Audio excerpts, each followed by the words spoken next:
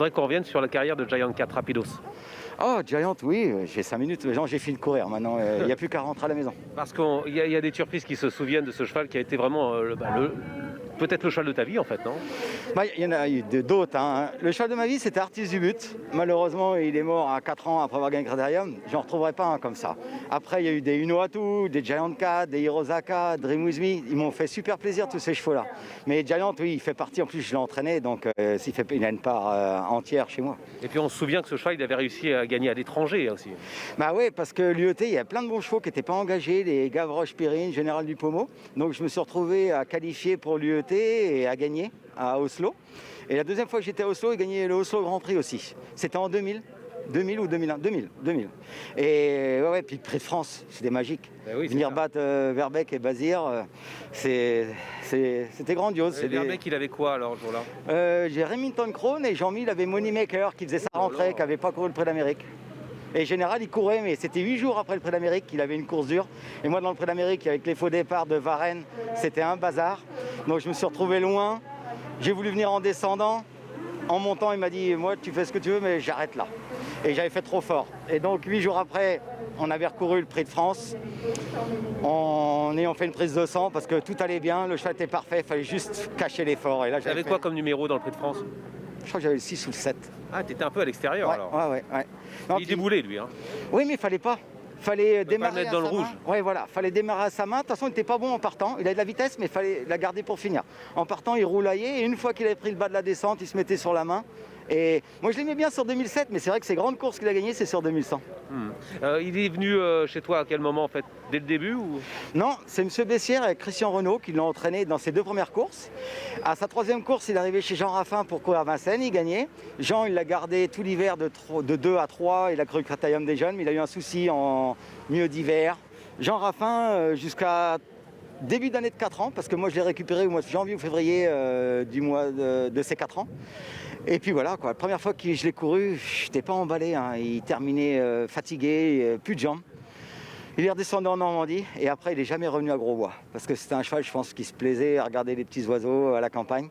C'était un stressé, il avait des ulcères dans l'estomac. On a réussi tu le mettais souvent au paddock alors?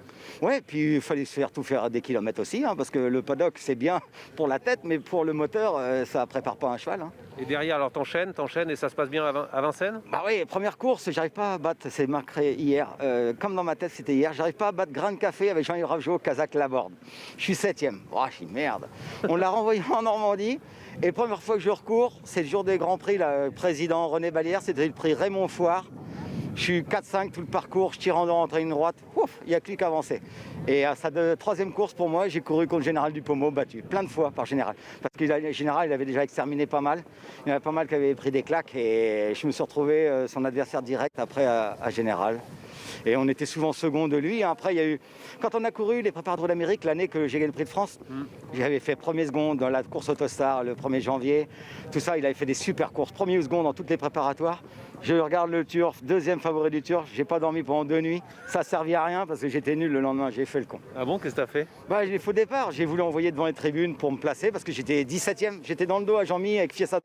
Et quand tu cours pour l'Amérique, tu te retrouves 17e devant les tribunes. Tu dis là, c'est joué. Donc j'ai voulu tenter un truc, ça n'a pas marché. Ouais, ok, tu t'en es beaucoup voulu, j'imagine? Ah, t'as mal à la tête. Ouais, j'imagine. Ouais.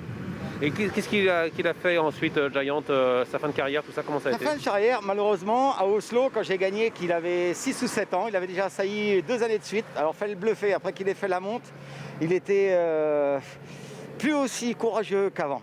Et j'ai gagné à Oslo, et malheureusement à Oslo, je crois que j'avais le 6 ou le 7. Après le départ, il a fallu me rabattre assez vite, comme c'était un cheval qui était panard. Il avait une protection de tendon, il s'est tapé dedans. On a gagné à Oslo, et 4 jours après, il avait une tendinite. J'ai fait 2 courses de rentrée, il est tombé boiteux, et on a arrêté. Il a arrêté sa carrière à 7 ans, je crois. D'accord. Et les talons Giant 4, comment ça s'est passé? Les talons, le meilleur, c'est Perlando. Après, j'en ai eu quelques-uns. Un cheval comme Owensdem qui s'annonçait bien, qui n'a pas progressé. Puis la maman de Guccia qui s'appelle Octopus. Sinon, il a fait des chevaux comme Riscotou, des chevaux montés. Mais le meilleur de classe pure, c'était Perlando. C'était un Giant 4 drivé Joss. Fallait courir caché, mais il avait un coup de jarret énorme. Il est toujours vivant, Giant? Non, malheureusement, il est mort l'année dernière chez les Prézo.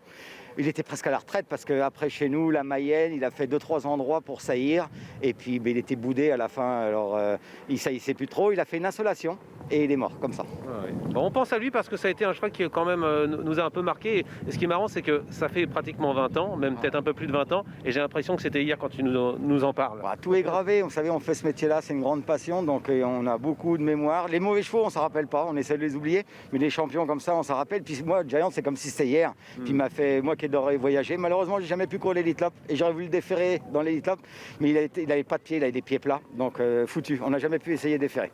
Merci pour ce petit flashback. Merci Nicolas.